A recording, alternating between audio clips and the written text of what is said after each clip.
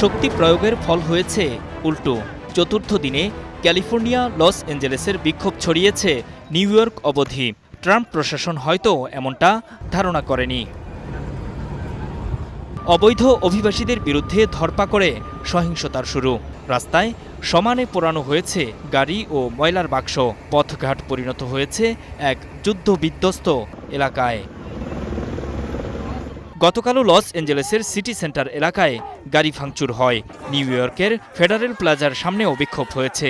সেখানে ইমিগ্রেশন ও কাস্টমস কর্তৃপক্ষের গণগ্রেপ্তারের প্রতিবাদ জানানো হয়, যদিও সেখান থেকেও বেশ কয়েকজনকে গ্রেপ্তার করে নিয়ে যায় পুলিশ। শ্রমিক নেতা ডেভিড হুয়ার্তাকেও গ্রেপ্তার করা হয়েছিল, যিনি যুক্তরাষ্ট্র ও কানাডার প্রায় ১৯ লাখ শ্রমিকের প্রতিনিধিত্বকারী সংগঠন SEIU এর ক্যালিফোর্নিয়ার সভাপতি। তিনি সহ গ্রেপ্তার হওয়া সবার মুক্তির দাবিতে নতুন করে মাঠে নামছে বিভিন্ন শহরের বাসিন্দারা। এমন অবস্থায় $৫০,০০০ বন্ডের বিনিময়ে হুয়ার্তাকে মুক্তি দেয় আদালত। পরিস্থিতি নিয়ন্ত্রণে পুলিশ প্রশাসন ব্যর্থ হলে ডাকা হয় ন্যাশনাল গার্ড বা সেনা সদস্যকে, সংখ্যায় ২,০০০, কিন্তু তাতেও কাজ হচ্ছিল না। অবশেষে আরও ২,০০০ ন্যাশনাল গার্ড ও নৌবাহিনীর ৭০০ সদস্যকে মোতায়েন করা হয়, যারা কিনা জল ও স্থল উভয় স্থানের বিশেষ প্রশিক্ষণপ্রাপ্ত।